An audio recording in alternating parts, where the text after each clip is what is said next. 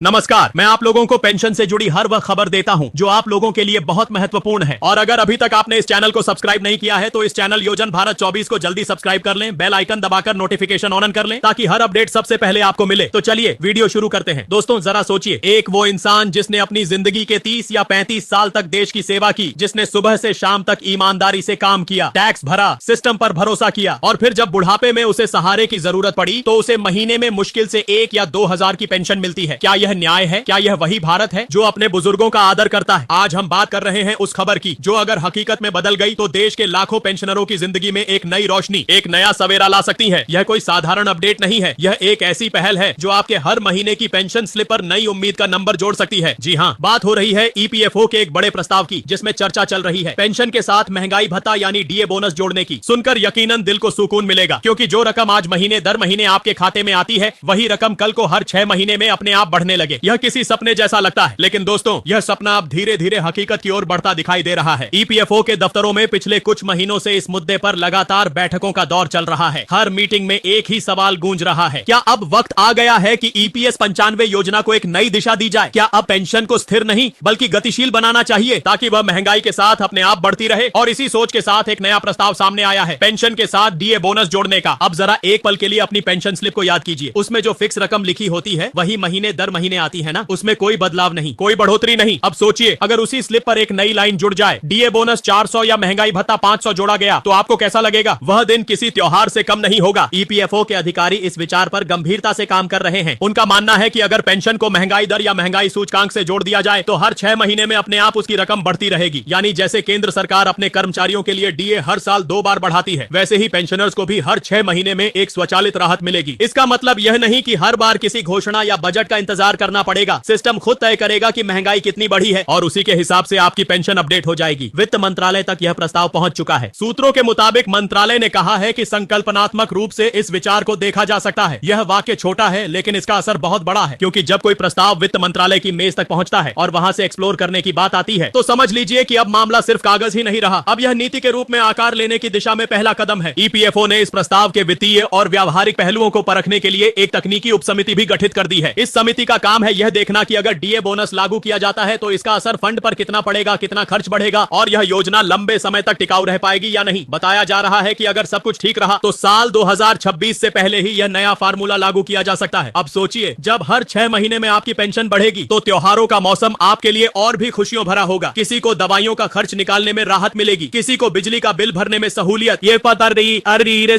किसी को अपने बच्चों या पोते पोतियों के लिए कुछ अतिरिक्त देने की खुशी। यही तो असली पेंशन का मतलब है, बुढ़ापे में सम्मान के साथ जीने की सुविधा। लेकिन दोस्तों, हर बड़ी उम्मीद के रास्ते में कुछ बड़ी चुनौतियां भी खड़ी होती हैं। यही हाल इस प्रस्ताव का भी है। ईपीएफओ के फंड पर पहले से ही लगभग 16 करोड़ से अधिक का वित्तीय गैप बताया जा रहा है, यानी पहले से ही पेंशन फंड पर दबाव है। ऐसे में अगर डीए बोनस लागू कर दिया जाता है तो अगले 5 सालों में सरकार पर करीब 100 करोड़ का अतिरिक्त बोझ पड़ सकता है। अब सवाल उठता है, क्या सरकार इस बोझ को उठाने के लिए तैयार होगी? वित्त मंत्रालय की प्राथमिकता हमेशा से रही है, पहले फंड फिर फार्मूला। यानी पहले यह साबित किया जाए कि फंड इतना मजबूत है कि वह आने वाले वर्षों में भी स्थिर रह सके। अगर फंड में कमजोरी है तो नए लाभ देना वित्तीय दृष्टि से जोखिम भरा होगा। यही वजह है कि मंत्रालय ने फिलहाल इस प्रस्ताव को रिव्यू मोड में रखा है। ना हाँ कहाँ है ना, बस समीक्षा जारी है। अब आप सोचिए, कितनी बार ऐसा हुआ है कि कोई प्रस्ताव आया, पेंशन बढ़ाने की बात हुई, बैठकें हुई और फिर सब कुछ रिव्यू अंडर प्रोसेस कहकर ठंडे बस्ते में चला गया। याद कीजिए, जब न्यूनतम पेंशन को 1000 से बढ़ाकर 2000 करने की चर्चा चली थी, कितनी बार फाइल घूमी, कितनी बार मीटिंग्स हुई, लेकिन नतीजा वही, विचाराधीन। यही डर इस बार भी लोगों के मन में है, कहीं यह डीए बोनस भी सिर्फ कागजों में ना रह जाए। हालांकि इस बार हालात थोड़े अलग लग रहे हैं। वजह है पब्लिक प्रेशर। देश के अलग अलग राज्यों में पेंशनर संघ फिर से सक्रिय हो गए हैं, जगह जगह झापन सौंपे जा रहे हैं, प्रदर्शन हो रहे हैं और सोशल मीडिया पर अभियान चलाए जा रहे हैं कि हमारे हक की पेंशन चाहिए, वादा नहीं। उनका कहना है कि अगर सरकार डीए बोनस नहीं दे सकती तो कम से कम मौजूदा पेंशन राशि में ठोस बढ़ोतरी करें। लेकिन वित्त मंत्रालय का जवाब अब भी सख्त है। पहले यह साबित कीजिए कि फंड टिकाऊ रहेगा, यानी जब तक ईपीएफओ यह नहीं दिखा देता कि डीए बोनस देने के बाद भी फंड पर कोई खतरा नहीं होगा, तब तक नई सुविधा नहीं दी जाएगी। और यही वह दीवार है जो पेंशनरों की उम्मीदों और हक के बीच खड़ी है। अब जरा एक बुजुर्ग पेंशनर की हालत सोचिए, उम्र 67 या 68 साल, शरीर कमजोर, दवाइयों का खर्च बढ़ता जा रहा है, बिजली पानी का बिल, राशन का खर्च, सब कुछ बढ़ रहा है, लेकिन पेंशन वही पुरानी रकम। कई लोगों की पेंशन तो आज भी केवल 1000, 1100, 1500 ही है। इतने में आज के समय में तो किसी का गैस सिलेंडर भी नहीं भरता। क्या यह किसी भी देश के लिए गर्व की बात हो सकती है कि उसके बुजुर्ग इतनी मुश्किल में जी रहे हैं? और फिर जब खबर आती है कि डीए बोनस पर विचार चल रहा है तो दिल में में उम्मीद की एक किरण जागती है। लगता है कि शायद अब सरकार को हमारी सुनाई दे रही है, लेकिन अंदर की कहानी हमेशा इतनी आसान नहीं होती। हर योजना को दर्जनों फाइलों, नोटिंग्स, अनुमोदनों और समीक्षाओं से गुजरना पड़ता है। यही वह बारीक कागजी प्रक्रिया है जो किसी सपने को हकीकत बनने से रोक देती है। फिर भी उम्मीद अब भी जिंदा है, क्योंकि जब तक पेंशनर अपनी आवाज उठाते रहेंगे, जब तक ईपीएफओ और सरकार पर दबाव बना रहेगा, तब तक यह मुद्दा खत्म नहीं होगा। शायद अगली सेंट्रल बोर्ड ऑफ ट्रस्टीज की बैठक में या आने वाले केंद्रीय बजट में सरकार इस प्रस्ताव को आगे बढ़ाने का फैसला करें, क्योंकि अब सरकार भी जानती है कि देश के करोड़ों पेंशनर उसकी हर चाल पर नजर रखे हुए हैं। अगर यह प्रस्ताव लागू होता है तो हर पेंशनर को सालाना लगभग 3000 से 5000 का अतिरिक्त लाभ मिलेगा। यह रकम किसी बुजुर्ग के लिए बहुत बड़ी राहत साबित होगी। किसी के लिए यह दवा का खर्च है, किसी के लिए सर्दी में कंबल खरीदने का सहारा। ऐसे में अगर सरकार इस कदम को मंजूरी देती है तो यह सिर्फ एक आर्थिक फैसला नहीं बल्कि एक नैतिक जिम्मेदारी का निर्वहन होगा, क्योंकि बात सिर्फ पैसे की नहीं है, बात है सम्मान की। जिसने अपनी जवानी देश को दी, उसे बुढ़ापे में तिरस्कार नहीं, सहारा मिलना चाहिए। डीए बोनस का यह प्रस्ताव उसी सम्मान की ओर एक कदम है, लेकिन अगर सरकार ने इसे ठंडे बस्ते में डाल दिया तो वही पुराना सवाल फिर उठेगा। क्या पेंशनर सिर्फ वोट बैंक हैं जिन्हें चुनाव के समय याद किया जाता है और बाकी समय भुला दिया जाता है? आज जरूरत है कि इस सवाल का जवाब सिर्फ सरकार ही नहीं बल्कि पूरा समाज दे। हर नागरिक, हर युवा को यह समझना होगा कि पेंशनरों के अधिकारों की लड़ाई सिर्फ बुजुर्गों की नहीं बल्कि पूरे समाज की लड़ाई है, क्योंकि एक दिन हर किसी को रिटायर होना है और अगर आज सिस्टम सुधरा नहीं तो कल वही तकलीफ हमें भी झेलनी पड़ेगी। ईपीएफओ और वित्त मंत्रालय के बीच अब जो खींचतान चल रही है वह हमारे समाज में बड़ा सीखल पार करेगा। यह सोच का टकराव है। ईपीएफओ चाहता है कि पेंशन को जीवंत बनाया जाए, यानी महंगाई के साथ बदलती रहे, लोगों को समय समय पर राहत मिले, जबकि वित्त मंत्रालय का कहना है कि पहले फंड को मजबूत किया जाए ताकि भविष्य में कोई वित्तीय संकट न आए। एक तरफ संवेदना है, दूसरी तरफ अनुशासन, और इन दोनों के बीच फंसे हैं वह लाखों पेंशनर जिनकी हर सुबह एक ही सवाल के साथ शुरू होती है, क्या इस बार कुछ बदलेगा? कितनी बार फाइलें घूमी हैं, कितनी बार समितियां बनी हैं, कितनी बार कहा गया है कि अगली बैठक में फैसला होगा, लेकिन नतीजा वही, ढाक के 3 पात। फिर भी हर बार उम्मीद टूटती है और फिर नए सिरे से बनती है। यही इंसान की ताकत है, उम्मीद, और यही उम्मीद आज भी जिंदा है। अगर सरकार वास्तव में इस प्रस्ताव को लागू कर देती है तो यह देश के वरिष्ठ नागरिकों के प्रति कृतज्ञता का प्रतीक होगा। यह एक संदेश होगा कि भारत अपने बुजुर्गों को सिर्फ वोटर नहीं बल्कि अपने अनुभव और परंपरा का स्तंभ मानता है। और अगर ऐसा नहीं होता तो यह वही निराशा होगी जो हर पेंशनर के दिल में सालों से पल रही है। हमने सब कुछ दिया लेकिन हमें क्या मिला? दोस्तों, यह सिर्फ आर्थिक सुधार का मामला नहीं है, यह नैतिक सुधार का प्रश्न है। जब कोई व्यक्ति अपने जीवन के 30-40 साल सेवा में बिताता है तो वह सिर्फ एक निर्धारित रकम का हकदार नहीं होता, वह उस सम्मान का हकदार होता है जो समाज को अपने बुजुर्गों को देना चाहिए। डीए बोनस का प्रस्ताव उस सम्मान की पहली सीढ़ी है। अब बारी है सरकार की कि क्या वह इस बार सिर्फ आश्वासन देगी या वास्तव में कदम उठाएगी। क्या वह उन 100 करोड़ के वित्तीय जोखिम से डर जाएगी या इसे एक निवेश मानेगी? उस पीढ़ी में जिसने देश को खड़ा किया, यह फैसला आने वाले कुछ महीनों में साफ हो जाएगा। लेकिन एक बात तय है, जब तक पेंशनर संगठित रहेंगे, जब तक आवाज उठती रहेगी, तब तक यह मुद्दा दबाया नहीं जा सकेगा। आज सोशल मीडिया ने इस आंदोलन को और ताकत दी है। हर पोस्ट, हर वीडियो, हर कमेंट एक नई ऊर्जा पैदा कर रहा है। लोग लिख रहे हैं डीए बोनस आना ही चाहिए, हमारे हक की पेंशन चाहिए, वादा नहीं। और यह नारा अब सिर्फ नाराजगी का प्रतीक नहीं बल्कि जागरूकता का प्रतीक बन गया है, क्योंकि यह लड़ाई सिर्फ पैसे की नहीं बल्कि आत्मसम्मान की है। जब एक पेंशनर कहता है कि मेरी दवाइयों का खर्च भी पेंशन से पूरा नहीं होता, तो यह सिर्फ उसकी तकलीफ नहीं बल्कि पूरे सिस्टम की असफलता का आईना है। इसीलिए दोस्तों, अब वक्त है जागरूक रहने का, संगठित रहने का। सबसे जागरूक का आत्मसम्मान की लड़ाई है, क्योंकि बदलाव कभी ऊपर से नहीं आता, वह हमेशा नीचे से उठती आवाज से आता है। अगर जनता तैयार हो, अगर पेंशनर एकजुट हो, अगर समाज समझे कि बुजुर्गों का सम्मान ही असली प्रगति है, तो फिर कोई भी दीवार बड़ी नहीं रहती। तो अगर आप भी मानते हैं कि डीए बोनस जरूरी है, अगर आप भी चाहते हैं कि देश के बुजुर्गों को उनका हक मिले, तो इस वीडियो को शेयर कीजिए, इस आवाज को और फैलाइए, क्योंकि यह सिर्फ खबर नहीं, यह लाखों उम्मीदों की पुकार है। और अंत में एक ही बात, यह लड़ाई अब सिर्फ आर्थिक राहत की नहीं है, लड़ाई है उस सम्मान की जो हर पेंशनर का अधिकार है। जब सरकार इस प्रस्ताव पर मुहर लगाएगी तो यह सिर्फ एक नीति नहीं होगी, यह एक वादा निभाने जैसा होगा, एक कर्ज चुकाने जैसा होगा। अगर आपको यह जानकारी पसंद आई तो चैनल योजन भारत 24 को सब्सक्राइब करना न भूलें। लाइक करें, कमेंट करें और शेयर जरूर करें। मिलते हैं अगली वीडियो में। नमस्कार।